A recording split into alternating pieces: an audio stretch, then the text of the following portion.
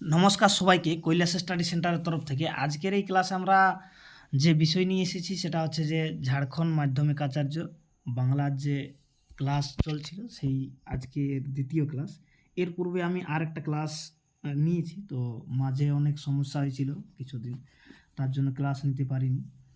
এরপর নিয়মিত ক্লাস হবে, ঠিক আছে? যারা ক্লাস জয়েন করতে চাও তারা করতে পারো। তো আজকের এই ক্লাসে আমরা বেশি কিছু না বলে আমরা ক্লাসটা শুরু করি। তার পূর্বে বলি, যারা এখনও পর্যন্ত চ্যানেলটিকে সাবস্ক্রাইব করোনি তারা চ্যানেলটিকে সাবস্ক্রাইব করে নেবে যদি তোমাদের প্রয়োজন থাকে এইসব ক্লাসগুলো, তাছাড়া ইউনিভার্সিটির খবরগুলো। আচ্ছা, এই যে সিলেবাস রয়েছে মাধ্যমিক আচার্য, আমরা এখন আলোচনা করছি বাংলা সাহিত্যের ইতিহাস থেকে। যারা পশ্চিমবঙ্গ থেকে দেখছো তাদের জন্য এই ক্লাস অত্যন্ত গুরুত্বপূর্ণ, কেননা বাংলায় যে এসএসসির পরীক্ষা হতে চলেছে এসএলএসটির 7 তারিখ আর 14 তারিখে, সেখানে বাংলা সাহিত্যের ইতিহাসে টপিকসগুলো রয়েছে, মানে কমন আছে।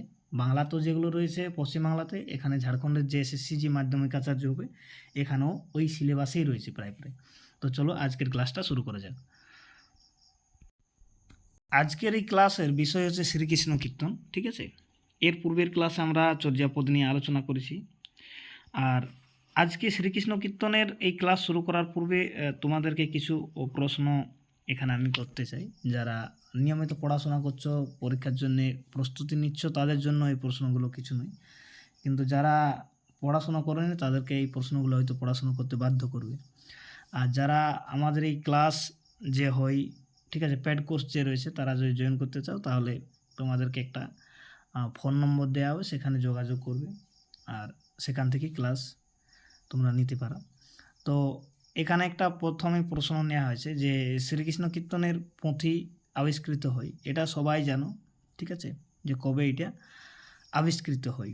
এবারে কথা রয়েছে যে এখানে চর্যাপদ আবিষ্কৃত হয়েছিল, এটা নিয়ে কনফিউজ হয় যে চর্যাপদ আবিষ্কৃত হয়েছিল কত সালে, তো সেটা হচ্ছে 1907। এবারে শ্রীকৃষ্ণ কীর্তন কবে আবিষ্কৃত হয়? শ্রীকৃষ্ণ কীর্তন আবিষ্কৃত হয় 1909 সালে, যেটা এখানে রয়েছে, ঠিক আছে। এবারে নিচে আরেকটা যেটা অপশন দেওয়া রয়েছে যে 1916 খ্রিস্টাব্দে, এটাতে কী হয়েছিল? এটাতে হয়েছিল শ্রীকৃষ্ণ কীর্তনের প্রকাশিত। কোথা থেকে? বঙ্গীয় সাহিত্য পরিষদ থেকে। তো চলো আমরা যে প্রশ্নগুলোর কথা বলছিলি সেগুলো প্রথমে দেখে নিই আগে। এবার প্রশ্ন হচ্ছে যে তোমরা এই প্রশ্নগুলোর উত্তর দেওয়ার চেষ্টা করবে। যেমন আমরা যে প্রথম প্রশ্নটা এখানে তোমাদেরকে দেওয়া হচ্ছে সেটা হচ্ছে যে শ্রীকৃষ্ণ কীর্তনের ক্ষুদ্রতম ও বৃহত্তম খণ্ডটির নাম লেখো বা কী, ঠিক আছে। শ্রীকৃষ্ণ কীর্তনের কোন খণ্ডে ভাগবতের, মানে ভাগবতের কোনো ইয়ে নেই। তারপরে বলা হয়েছে যে শ্রীকৃষ্ণ কীর্তনের নারী চরিত্র চন্দ্রাবলী আসলে কে ছিল? শ্রীকৃষ্ণ কীর্তনের সর্বাধিক পদ কোন খণ্ডে পাওয়া যায়? এরকম ধরনের আরেকটা প্রশ্ন এখানে যেমন নেওয়া হয়েছে যে শ্রীকৃষ্ণ কীর্তনের মোট কতগুলি সংস্কৃত শ্লোক আছে? তারপরে বলা আছে যে তাম্বুল খণ্ড কোন কালে মূল কাহিনীর সূত্রপাত হয়েছে, ঠিক আছে। তাম্বুল খণ্ডে কোন কালে মূল কাহিনীর সূত্রপাত হয়েছে? দান খণ্ডের কাহিনী কোন ঋতুতে ঘটেছিল? নৌকা খণ্ডের কাহিনী কোন ঋতুতে ঘটেছিল? ভার খণ্ডের কাহিনী কোন ঋতুতে ঘটেছিল? তাছাড়াও আরও কিছু প্রশ্ন এখানে যেমন নেওয়া হয়েছে যে বৃন্দাবন খণ্ডে কোন কাহিনী ঋতুতে ঘটেছিল আর বান খণ্ডের কাহিনী কোন ঋতুতে ঘটেছিল? এগুলো তোমরা উত্তর দেওয়ার চেষ্টা করবে। বংশীখণ্ড কোন ঋতুতে ঘটেছিল? তাছাড়াও শেষে আরেকটা প্রশ্ন এখানে যেটা নেওয়া হয়েছে যে শ্রীকৃষ্ণ কীর্তনের কাহিনী কোন ঋতুতে সমাপ্ত হয় আর শ্রীকৃষ্ণ কীর্তনের কাহিনীর বিস্তার কত বছর? এই ধরনের যদি প্রশ্নগুলো তোমরা উত্তর দিতে পারো, জানবে অনেকটাই প্রায় মানে শ্রীকৃষ্ণ কীর্তন নিয়ে তোমরা সম্পূর্ণ অবগত বা পড়াশোনা করছো। আর যদি এই ধরনের আলোচনা আরও বিস্তারিত করতে চাও তাহলে আমাদের ক্লাস জয়েন করতে পারো। এখানে ইউটিউবে ফ্রিতে আমরা অনেক কিছুই দিই, ঠিক আছে। তো এর মধ্যে আজকে যেটা 2 নম্বর প্রশ্ন যেমন রয়েছে যে শ্রীকৃষ্ণ কীর্তন কাব্যের পুঁথি আবিষ্কার করেন, ঠিক আছে। এটা সবাই জানো, যারা জানো তারা কমেন্ট করে জানাবে। আর 3 নম্বরের প্রশ্ন যেটা হচ্ছে যে শ্রীকৃষ্ণ কীর্তন কাব্যের পুঁথি ছাপার অক্ষরে প্রথম প্রকাশিত হয়, আমি একটু আগেই বললাম, ঠিক আছে। 4 নম্বর প্রশ্ন যেটা নেওয়া আছে যে শ্রীকৃষ্ণ কীর্তন কাব্যের খণ্ডের সংখ্যা, এটাও সবাই জানো, ঠিক আছে। এর 7 হবে, 9 হবে, 11 হবে না 13 হবে, তোমরা কমেন্ট করে জানাবে। এরপরে আমি আরেকটা প্রশ্ন বলছি 5 নম্বরে, যেটা হচ্ছে যে শ্রীকৃষ্ণ কীর্তন বাংলা সাহিত্যে কোন যুগের নিদর্শন? ঠিক আছে, কোন যুগে এটা এসেছিল বা নিদর্শন? যেমন আমরা জানি যে চর্যাপদ প্রাচীন যুগের নিদর্শন, সেরকম শ্রীকৃষ্ণ কীর্তনও কোনো যুগের নিদর্শন। শ্রীকৃষ্ণ কীর্তন কাব্যের পুঁথিটি পাওয়া গিয়েছিল বাঁকুড়া জেলার যে গ্রামে, সেই গ্রামটি হলো কাঁকিল্যা গ্রাম। ঠিক আছে, এ নম্বর অপশনটা ঠিক হবে এখানে। এরপরে যে প্রশ্ন নেওয়া হয়েছে সেটা হচ্ছে যে ভদ্র লোকের গোয়াল ঘরে শ্রীকৃষ্ণ কীর্তন কাব্যের পুঁথি পাওয়া গিয়েছিল তার নাম। এবারে এখানে তার নামটা কি হবে? প্রথম অপশনে দেওয়া রয়েছে যে দেবেন্দ্র বন্দ্যোপাধ্যায়। এবারে দ্বিতীয় যে অপশনটা দেওয়া রয়েছে সেটা হচ্ছে যে দেবেন্দ্র মুখোপাধ্যায়। পরেরগুলো দেবেন্দ্র নামেই আছে, কিন্তু এর সঠিক কোনটা হবে? এর সঠিক হবে দেবেন্দ্র মুখোপাধ্যায়। এর পরবর্তী যে প্রশ্নটা নেওয়া আছে 8 নম্বরে, সেটা হচ্ছে যে শ্রীকৃষ্ণ কীর্তন কাব্যের শেষ খণ্ডের নাম। যারা পড়েছে তারা সবাই জানো, তাম্বুলখণ্ড, যমুনাখণ্ড, বংশীখণ্ড, রাধাপ্রিয়। তো এর সঠিক উত্তর কোনটা হবে? রাধাপ্রিয়। এরপরে একটা প্রশ্ন রয়েছে, যে এই প্রশ্নটা তোমাদের জন্য দেয়া রইল, কমেন্ট করে আমাকে জানাও তাড়াতাড়ি। দ্বিতীয় বিদ্যাপতি হলেন, দ্বিতীয় বিদ্যাপতি কে? যারা বাংলা সাহিত্য পড়েছে তারা সবাই জানো নিশ্চয়ই। ঠিক আছে, এরপরে আরেকটা প্রশ্ন যেটা নেওয়া হচ্ছে সেটা হচ্ছে শ্রীকৃষ্ণ কীর্তন এর এর নাম কারো কারো মতে হওয়া উচিত। তো কি হওয়া উচিত? তো হওয়া উচিত এখানে যেটা দেখো, 1 নম্বর রয়েছে যে শ্রীকৃষ্ণ বিজয়, তারপর রয়েছে শ্রীকৃষ্ণ সন্দর্ভ, তারপরে রয়েছে শ্রীকৃষ্ণ প্রশস্তি বা শ্রীকৃষ্ণ প্রশস্তি। তো এইখানে যেটা সঠিক উত্তর হবে, এটা সঠিক উত্তর হবে যেটা বি নম্বরে রয়েছে, সেটা সঠিক উত্তর হবে। এই যে বি নম্বরে যে অপশনটা রয়েছে এটা হবে এর সঠিক উত্তর।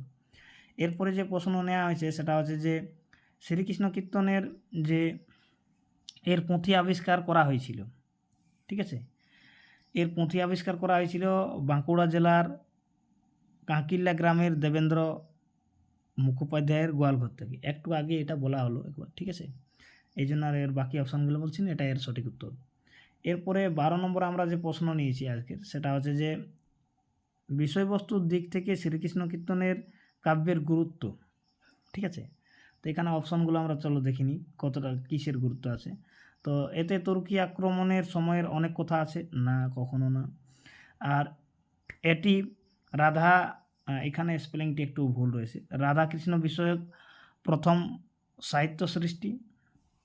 তো আর সি নম্বর রয়েছে এটি বাংলায় রাধাকৃষ্ণ লীলা বিষয়ক প্রথম কাব্য। এখানেও কৃষ্ণ বানানটা ভুল রয়েছে। ঠিক আছে,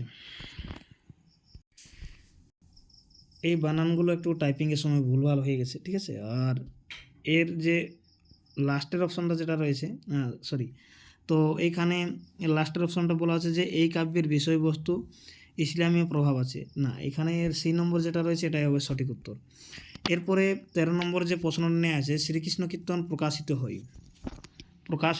1907 খ্রিস্টাব্দে বঙ্গীয় সাহিত্য পরিষদ থেকে। কখনো না 1907 সালে কী হয়েছিল? চর্যাপদ আবিষ্কৃত হয়েছিল, প্রকাশিত হয়নি। 1916 খ্রিস্টাব্দে বঙ্গীয় সাহিত্য পরিষদ থেকে। হ্যাঁ, এটি হলো এর সঠিক উত্তর, যেটা বি নম্বর অপশানে রয়েছে। এরপরে যে প্রশ্ন হচ্ছে সেটা হচ্ছে যে শ্রীকৃষ্ণ কীর্তন কাব্যটি রচিত হয়।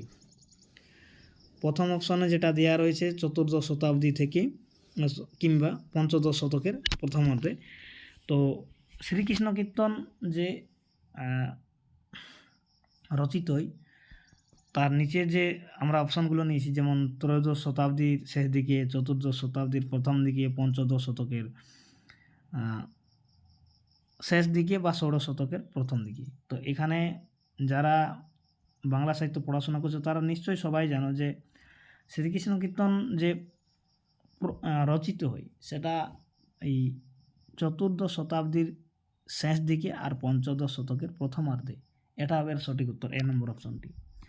15 নম্বরে যেটা রয়েছে সেটা হচ্ছে বড়চণ্ডীদাস শ্রীকৃষ্ণ কীর্তন এর উপাদান সংগ্রহ করেছিল প্রাচীন লোককথা থেকে, গীতগোবিন্দ বৈষ্ণবপদ থেকে, ভাগবত পুরাণ এবং গীতগোবিন্দ থেকে। তো এটা এর সঠিক উত্তর হবে সি নম্বরটা, ভাগবত পুরাণ ও গীতগোবিন্দ থেকে। এরপরে যে প্রশ্ন নেওয়া আছে সেটা হচ্ছে যে এখানে দেওয়া রয়েছে, দেখো 16 নম্বরে শ্রীকৃষ্ণ কীর্তন কাব্যের গঠন বৈশিষ্ট্য হলো, ঠিক আছে। তো এর গঠন বৈশিষ্ট্য কি আছে, তো এটি মহাকাব্যিক বিশালতা আছে না, এটিতে পাঁচালী ঢঙে লেখা আছে, আর এটি অসংখ্য ছোট ছোট পদে সমিষ্ট না, এতে সংলাপ, আখ্যান আর গীতিকাব্যর মিশ্রণ আছে। এটা হবে সঠিক উত্তর। শ্রীকৃষ্ণ কীর্তন কাব্যের প্রথম ও শেষ খণ্ডের নাম কি? কমেন্ট করে তাড়াতাড়ি জানান। প্রথম খণ্ডের নাম জন্মখণ্ড, শেষ খণ্ডের নাম তোমরা জানো নিশ্চয় সবাই। 18 নম্বরে যে প্রশ্ন দেওয়া রয়েছে, শ্রীকৃষ্ণ কীর্তন কাব্যে যে ছন্দে প্রয়োগ দেখা যায় মানে ব্যবহার করা আছে সেগুলি কি? তো এগুলি হচ্ছে পয়ার ত্রিপদী ছন্দ, ঠিক আছে। বি নম্বর অপশন এখানে ঠিক হবে। এরপরে যে আমরা প্রশ্ন নিয়েছি সেটা হচ্ছে যে শ্রীকৃষ্ণ কীর্তন এর কবিকে কোন কোন নামে পাওয়া যায়? তোমরা যারা পড়াশোনা করছো তারা নিশ্চয়ই সবাই জানো। 19 নম্বর প্রশ্নটা কমেন্ট করে জানাবেন এটার সঠিক উত্তর কী হবে। শ্রীকৃষ্ণ কীর্তন কাব্যের যে খণ্ডে পণ্ডিতেরা প্রক্ষিপ্ত বলে মনে করছে সেটি হলো রাধাবৃহ। শ্রীকৃষ্ণ কীর্তন এর পুঁথি আবিষ্কৃত হয় কোথা থেকে? আবিষ্কৃত হয় বীরভূম জেলা থেকে, বাঁকুড়া জেলা থেকে, পুরুলিয়া জেলা থেকে, হুগলি জেলা থেকে। কমেন্ট করে জানাবেন, একটু আগেই বলে দিয়েছি উত্তরের। 22 নম্বরে যেটা আছে সেটার উত্তর দেওয়ার তোমরা চেষ্টা করো। শ্রীকৃষ্ণ কীর্তনের কাব্যটির বিষয়বস্তু এই কাব্যটির বিষয়বস্তু কি? তো 22 নম্বর যেটা রয়েছে এর কাব্যের বিষয়বস্তু হচ্ছে রাধা কৃষ্ণের প্রেম লীলা।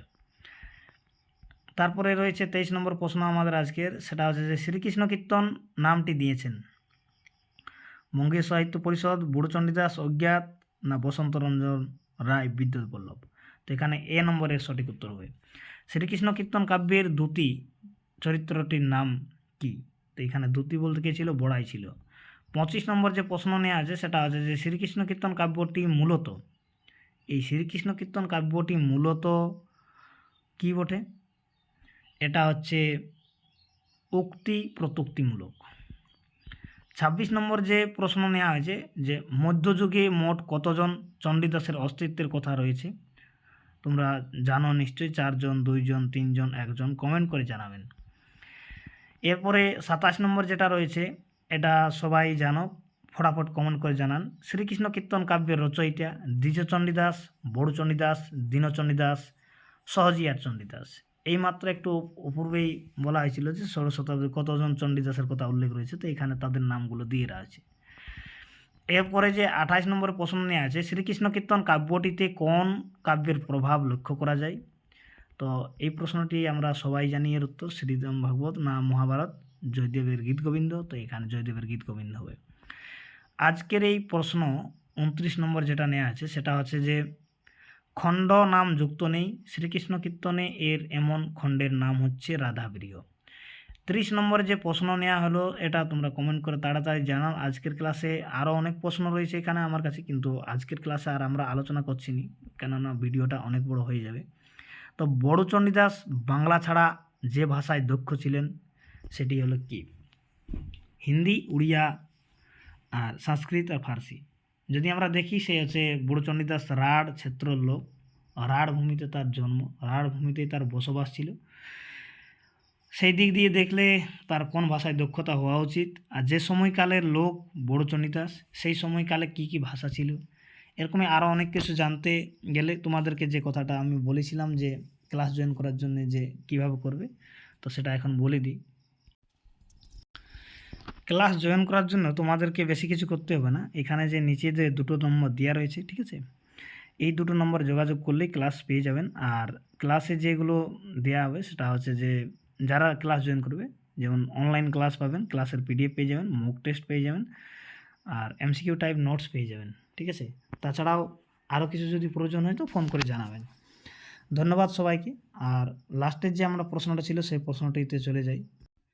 তো যে প্রশ্নটা নিয়ে কথা হচ্ছিল যে তিনি সংস্কৃত ভাষায় দক্ষ ছিলেন, আরও যেমন প্রশ্ন রয়েছে নিচের কোন গ্রন্থটি থেকে বড়ুচণ্ডীদাস ঋণ গ্রহণ করেছে মানে তথ্য গ্রহণ করেছে, সেটা হচ্ছে গীত গোবিন্দ। যেমন আরও প্রশ্ন এখানে নেওয়া আছে যে শ্রীকৃষ্ণ কীর্তন কাব্যের প্রথম খণ্ড হলো, এটা জানো সবাই, জন্মখণ্ড। বড়ুচণ্ডীদাস নিজেকে কার উপাসক বলেছেন, ঠিক আছে, তো এখানে সেই হিসাবে কি হবে না বাসুলি হবে, ঠিক আছে। যেমন 34 নম্বর প্রশ্ন রয়েছে যে কংসের অত্যাচার থেকে পৃথিবীতে রক্ষা করার কথা শ্রীকৃষ্ণ কীর্তনে যে খণ্ডে আছে, তো এটা কোন খণ্ডে আছে?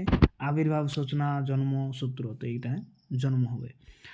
এরপরে আরেকটা প্রশ্ন নিয়ে আছে যে কৃষ্ণের কাছে রাধার আত্মসমর্পণের যে ঘটনাটি ঘটেছিল, এটা তোমরা কমেন্ট করে জানাবে। আজকের ক্লাসে আমরা অনেকগুলো প্রশ্ন আলোচনা করলাম, আরও রয়েছে প্রশ্ন, ঠিক আছে? তো আজকে আর ক্লাসে সেটা আলোচনা করছি না। তো 35 নম্বরটা তোমরা কমেন্ট করে জানাবে, না পারলে আমাকে বলবে, আমি তার উত্তর দিয়ে দেবো, বা আগামী যে ক্লাস আসছে সেই ক্লাসে খুব তাড়াতাড়ি আগামী ক্লাস পেয়ে যাবে, সম্ভবত কালকেই ভিডিওটা আপলোড হতে পারে আরও। তো সবাইকে ধন্যবাদ এতক্ষণ পর্যন্ত ভিডিওটা দেখার জন্য। ভালো করে পড়াশোনা করুন, সময় অনেক কম রয়েছে।